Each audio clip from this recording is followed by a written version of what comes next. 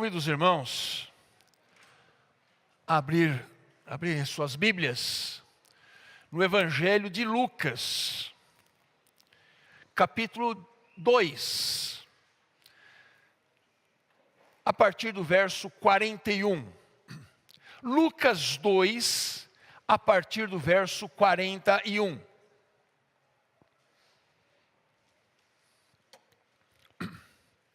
Diz assim: Ora, anualmente iam seus pais, os pais de Jesus, a Jerusalém para a festa da Páscoa. Quando ele atingiu os 12 anos, subiram a Jerusalém segundo o costume da festa. Terminados os dias da festa, ao regressarem, permaneceu o menino Jesus em Jerusalém, sem que seus pais o soubessem.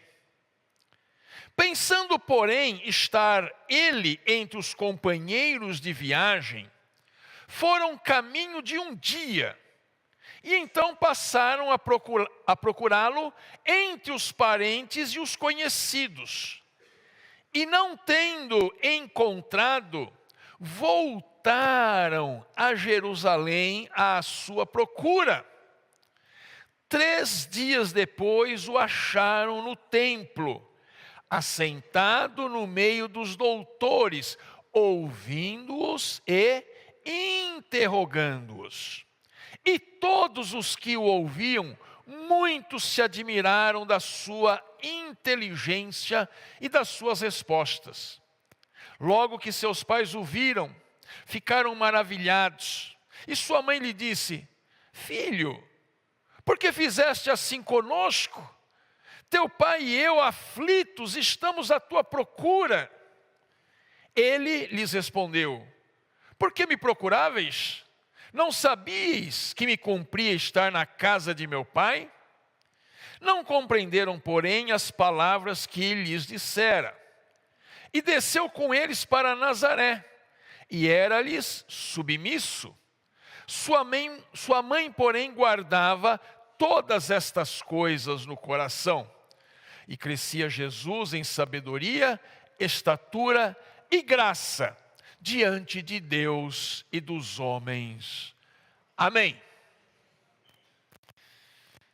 Irmãos, eu lembro-me como se fosse hoje. O meu filho Danilo, ele tinha por volta de 3 anos de idade, e quando íamos a algum lugar, ele gostava de soltar da nossa mão e sair andando, explorando o mundo por conta própria.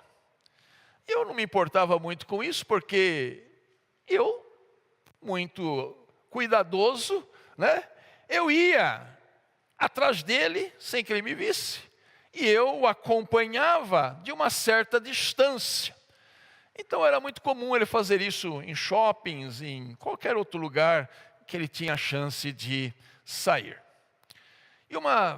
E certa vez, numa viagem que nós fizemos para Maceió, nós saímos à noite para passear num lugar com uma grande concentração de pessoas, muita gente. Era um grande calçadão ali, e muita gente indo e voltando, assim, uma confusão. E eu segurando a sua mão, e no meio do passeio ele soltou a minha mão. E assim, segundos depois eu o perdi. Amados, havia tanta gente ao redor assim que nem dava como para chamá-lo. Como que eu vou chamá-lo assim? Para que lado que eu vou chamar? E eu vou dizer, foram os segundos mais assustadores que eu passei na vida. Porque era possível acontecer tudo ali, eu nunca mais ver, porque realmente, irmãos, era uma grande confusão, um grande ajuntamento de pessoas, e o meu coração disparou e veio parar na boca. Onde que ele estaria? Para que lado que ele foi? Mas pela graça de Deus, né, o reencontramos. Pela graça de Deus eu pude achá-lo. E amados, que sensação angustiante. Eu não sei quem já passou por isto, né? De perder o filho numa praia, né? Em algum lugar com muita gente. Não é só questão assim, é descuido do pai. Não, às vezes basta um segundo e você não vê mais, né? Aquela criança. E como nós acabamos de ler, não foi só eu que passei por isto. Esse casal bíblico chamado José e Maria também passou por isto. E não foram apenas alguns segundos, não, que eles ficaram sem o seu filho. Vamos entender, amados, o que o Senhor tem para nos trazer nesta noite, a fim de que compreendamos esta passagem bíblica que está aqui registrada por Lucas, né? Apenas ele que registra esse fato, né? Esse acontecimento. E certamente temos aqui algo para tirar para a nossa vida, para a nossa edificação. Muito bem, amados. José e Maria, anualmente eles iam até Jerusalém na festa da Páscoa. E por que eles iam? Porque eles eram bons religiosos judeus. E o judeu anualmente comemora a festa da Páscoa, porque relembra, né, a saída do Egito. É uma festa muito importante, a mais importante festa religiosa dos judeus. E essa festa durava 7 dias. E no seu ritual, todo judeu saía da sua cidade, saía de sua vila, reunia em caravana, ia a família inteira, os amigos se juntavam a fim de ir ao templo de Jerusalém. Esta era uma obrigação religiosa que todo bom judeu precisava cumprir. Eu queria aqui fazer um parênteses para explicar algumas coisas acerca da religião, acerca da questão religiosidade. Os fariseus, que eram um grupo de judeus, por exemplo, eles eram bons religiosos, externamente falando.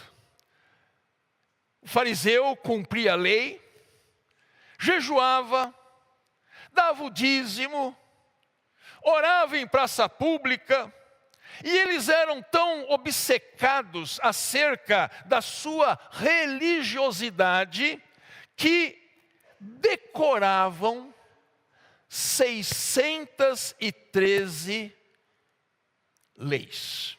613 preceitos da lei para seguir.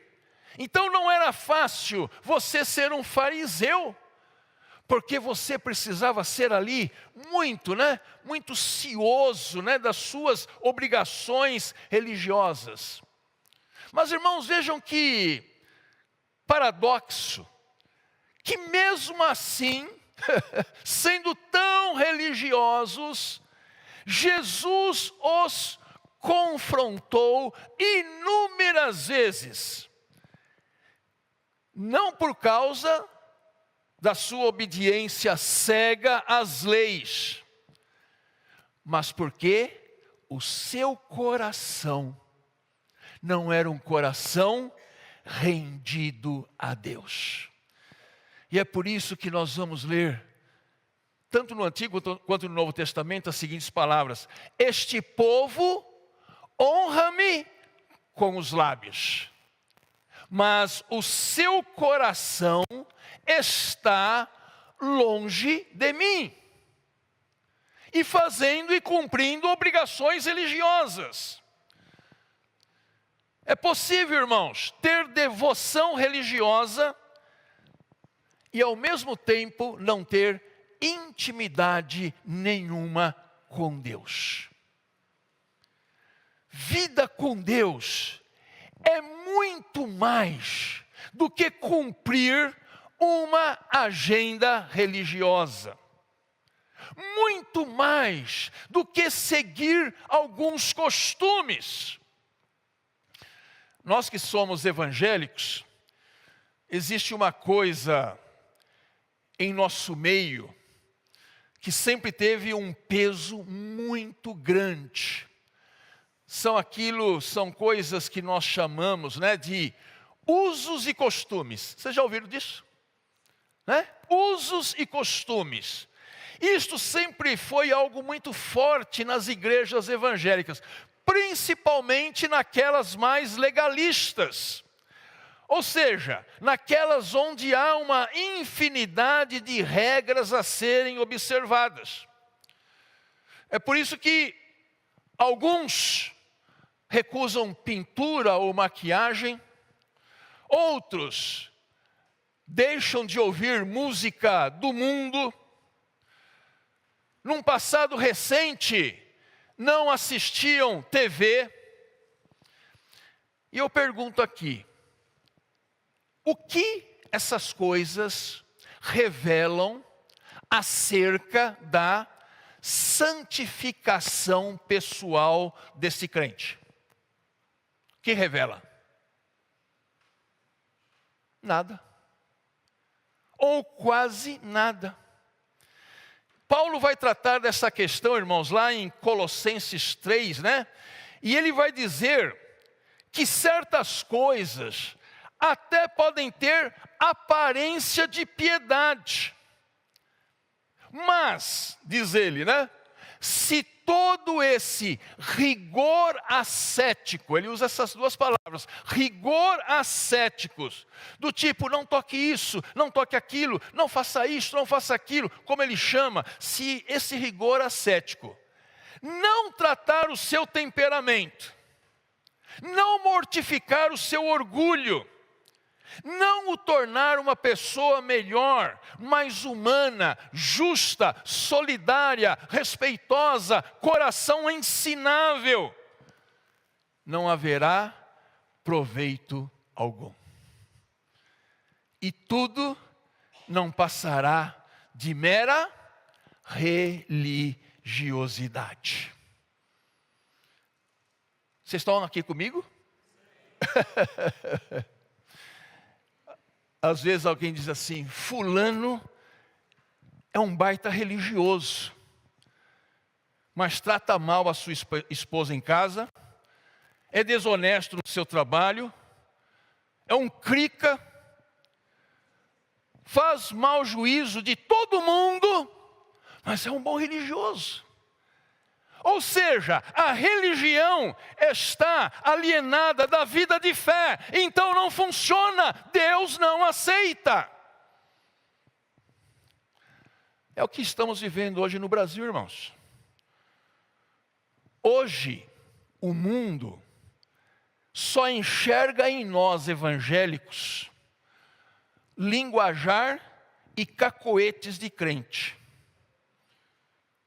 Mas o mundo precisa e quer urgentemente ver gente transformada que se pareça com Jesus. O mundo precisa ver gente transformada. Porque senão é mera religiosidade.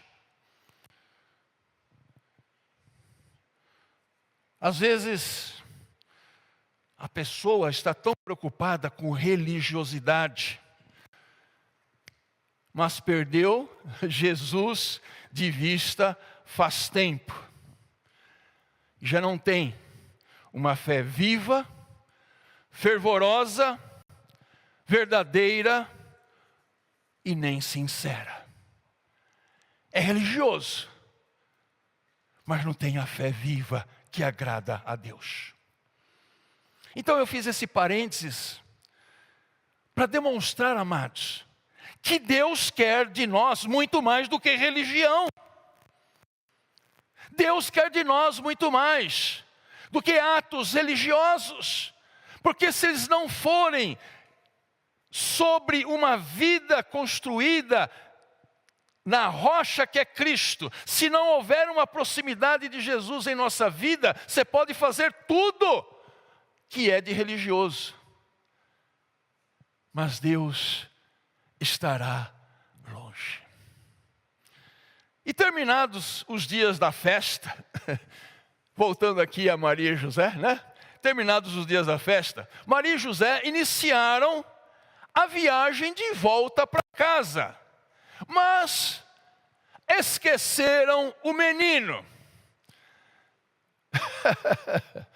No versículo 44 diz assim: pensando que ele, Jesus, estava entre os companheiros de viagem, caminharam o dia todo e então começaram a procurá-lo. Eu imagino, irmãos, a cena, né?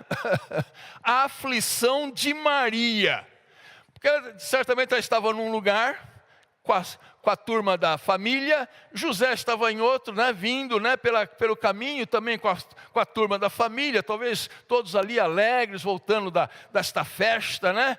E ela corre até José: José, você viu o nosso filho? Imagina aquele pai falando: eu vi.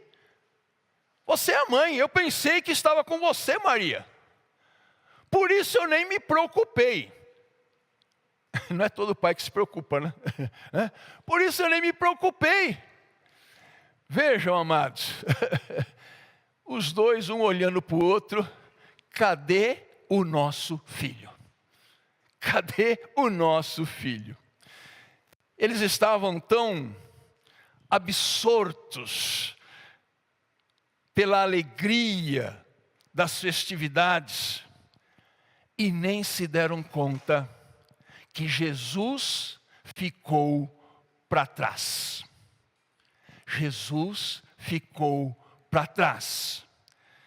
E constantemente, irmãos, nós também corremos esse risco. Às vezes a gente se ocupa com tantas coisas nesta vida. São tantas as demandas que nós temos para resolver. São tantos assuntos a serem resolvidos. E a nossa mente, né, a 1000 por hora, que já não mais oramos, que já não mais buscamos a palavra, que já não temos mais esse tempo, essa intimidade com Deus. E os dias vão se passando, os meses, os anos, e de repente nós nos damos conta que Jesus ficou pelo caminho. Jesus ficou para trás.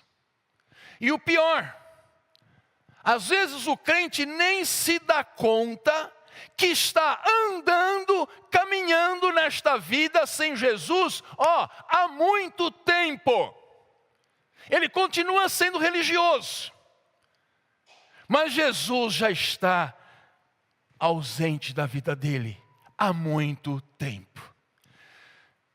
Maria, diz aqui, ela pensou que Jesus estava entre os companheiros de viagem, mas não estava.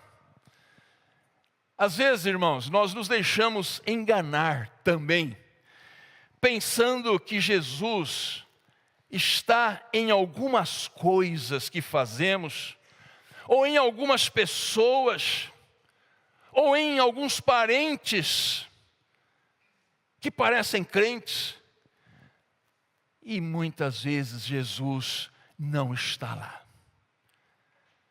Precisamos ser honestos. Há pessoas que são tão cheias do Espírito que elas nos aproximam de Deus. Há pessoas que têm um palavreado santo, a postura santa, a integridade santa, há pessoas que têm um amor sincero. Essas pessoas nos levam para mais próximos de Deus. Mas há pessoas que nos afastam de Deus. Por isto, outro dia eu li uma frase que eu achei muito interessante, que diz assim: aproxime-se de pessoas que te levam para mais próximo de Deus. E quando pessoas se afastam de Deus, te afastam de Jesus, te afastam da igreja, cuidado, cuidado. Quantos hoje têm sua vida cristã caótica, porque deixaram Jesus para trás há tempos, e nem lembram mais onde o perderam. É perigoso, irmãos, perder o foco em Jesus.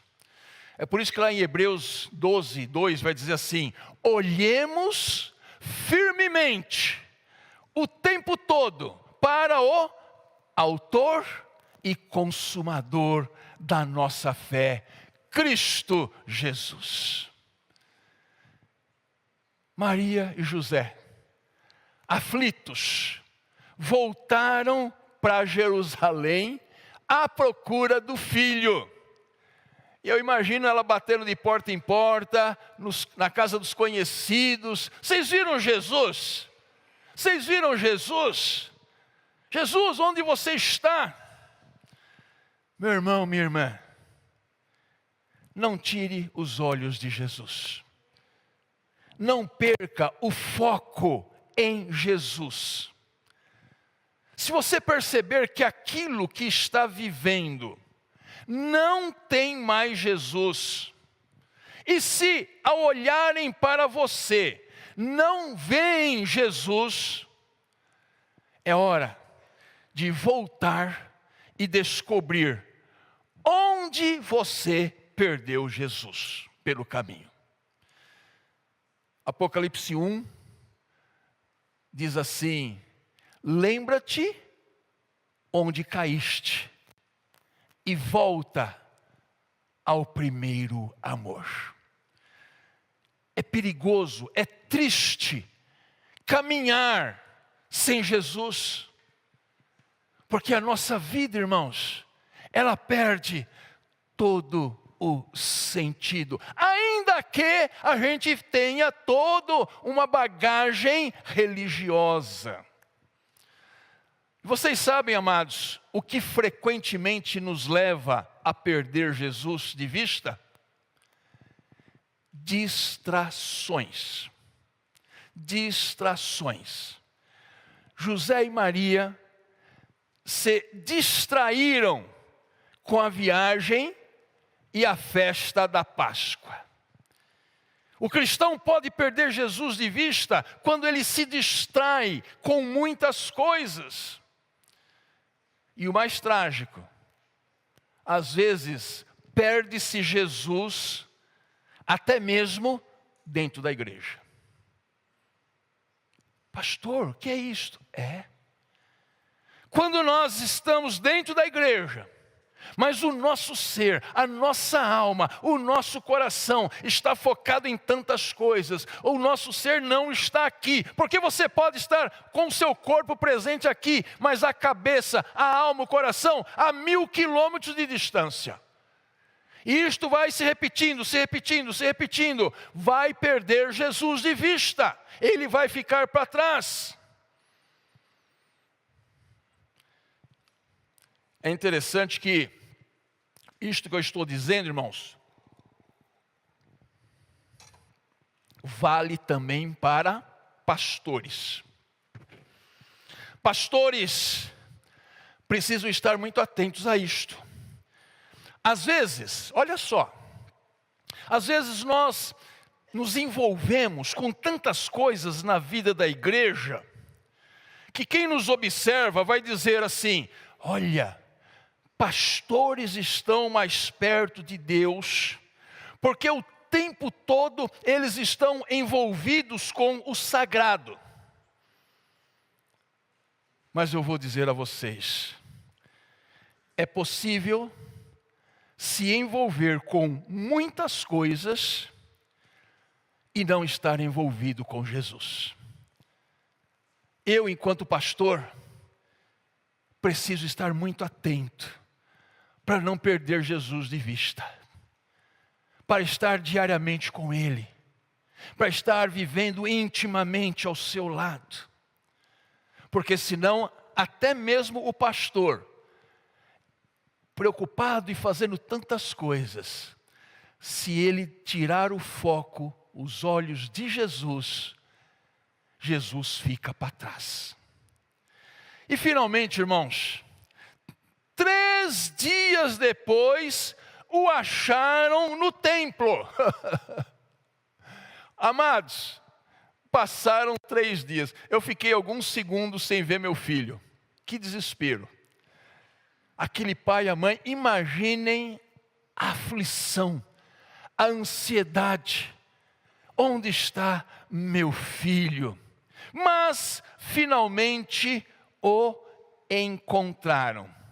Irmãos, 3 dias, procurando. E aí foram, onde que foram? No templo. Deus do céu, vai em primeiro lugar no templo. Por último, foram no templo. O lugar que deveria ser o primeiro. Fica aqui, irmãos, uma grande lição para nós.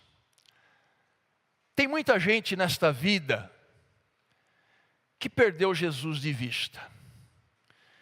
E ao perdê-lo, talvez perderam até dentro da igreja, já não querem mais congregar, já não querem mais cultuar, e estão vivendo uma vida distante de Deus. Se o coração bater lá fundo, né? Eu preciso de Jesus. O primeiro lugar que deve ir é no templo. É no templo que o Senhor estará especialmente se mostrando. É no templo que nós ouviremos, unidos com uma comunidade de fé, as verdades do Evangelho. É no templo que nós oramos uns pelos outros. É no templo que nós vemos sinais da pessoa de Cristo na sua vida. E isto nos vai confortar. E isto vai dizer, é este o caminho. Irmãos e irmãs, infelizmente, muita gente vai à igreja por mera religiosidade.